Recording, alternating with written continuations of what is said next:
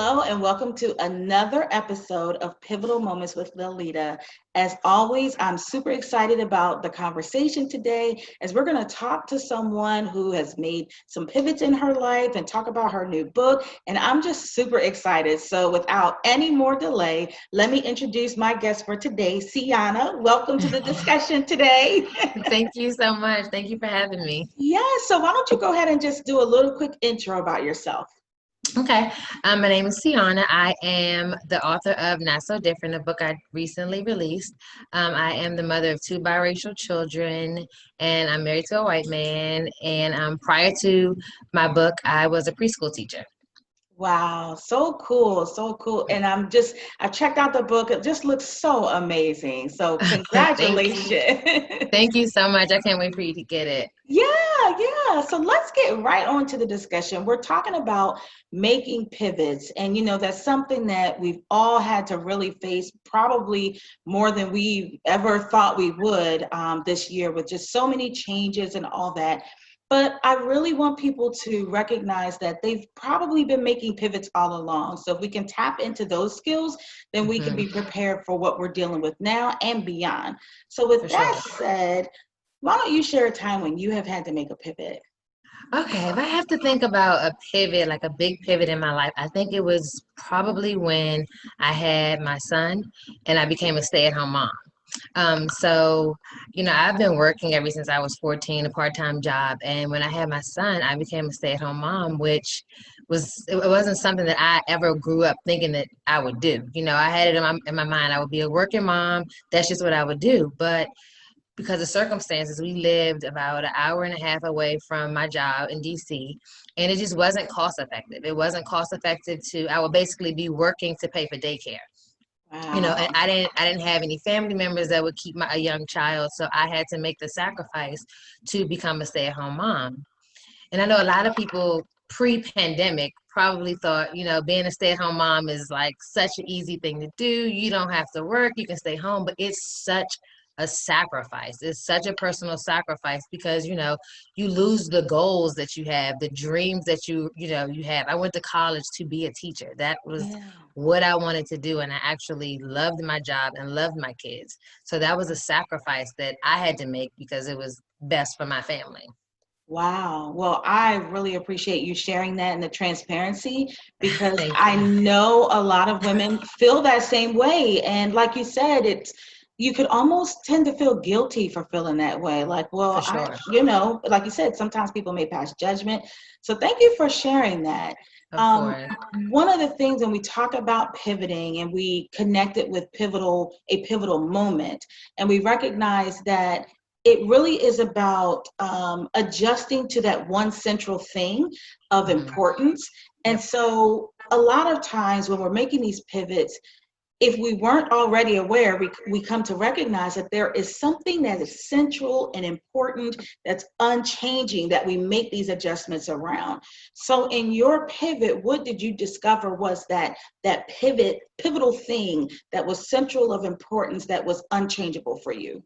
It was what was best for my family and the safety, what I felt comfortable with, the safety for my child. Like I just didn't want to send him to a daycare because of course that was an option. I mean, it wouldn't have been financially feasible, but for my own well-being, I would prefer to have either my baby with a family member or I had to pivot and stay home and make that sacrifice. So that was the central thing for me.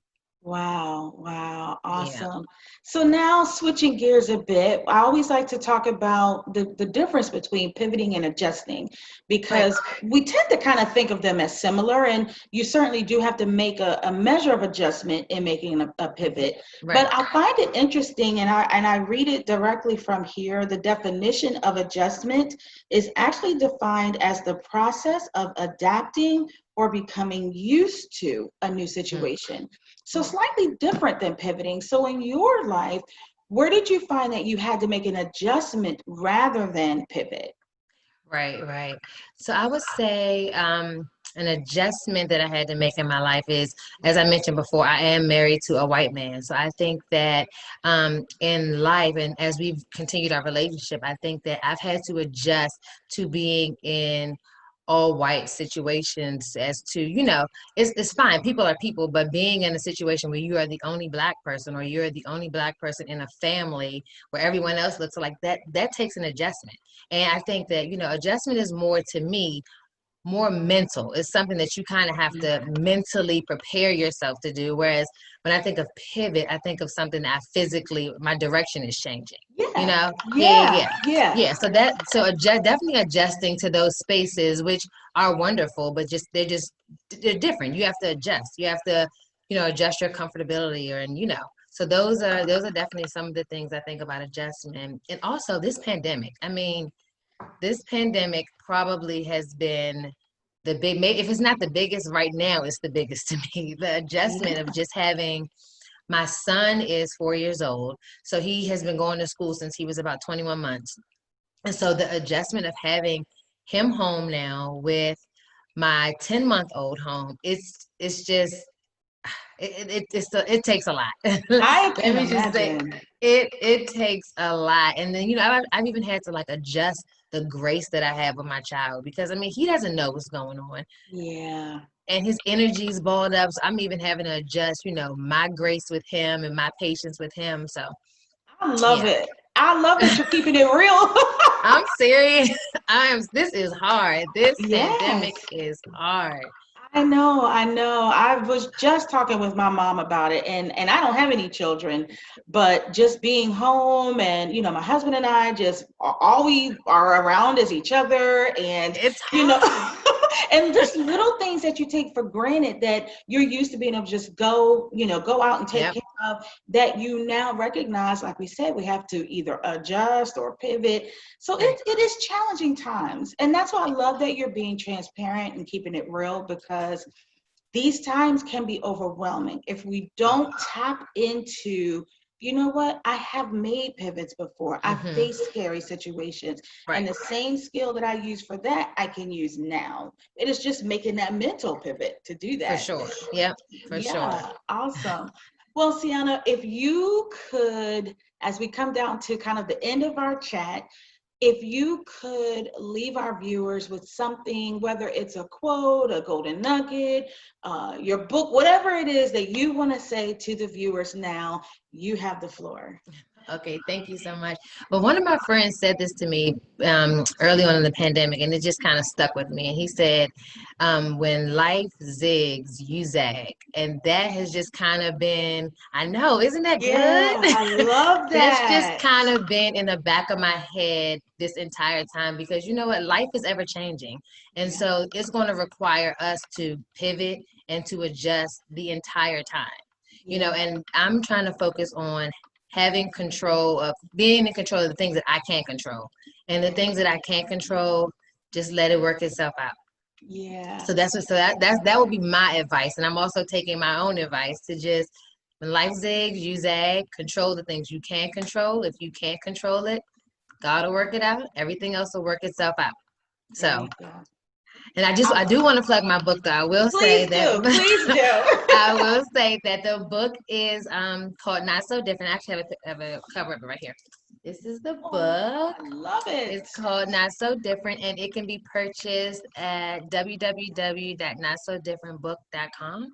Okay. I'm so excited to have you on this journey and everyone else on this journey with me. I'm so happy that you did this interview. I really appreciate it. Awesome. And I know I didn't say I was going to ask you this, but what would you say is what you want to accomplish with this book? Because I really feel like it's so important, especially in the climate and culture that we're in right now. So if you could just briefly say, what is your goal with this amazing book that you have produced? I want this book to help someone, some people, some families, some children. I want some children to be able to see themselves in the book, see their family structure in the book. I want this book to be able to help families have the conversations about race and diversity. I want this book to help some child's library. There's so many different things. I just think this book could help the world change. And, our children are the ones that are going to end up changing the world. So that's why I kind of targeted children, just to help the world be a better place. Yeah, awesome. Well, it has been a treat having you on Pivotal Moments. Thank you so much for taking time out to chat with me. Of And I'm course. super excited about your book. Congratulations. And again, Thank thank you. you for just being so honest and transparent. Thank you so much for having me. Absolutely. And viewers, that's been another amazing episode of Pivotal Moments with Liletta.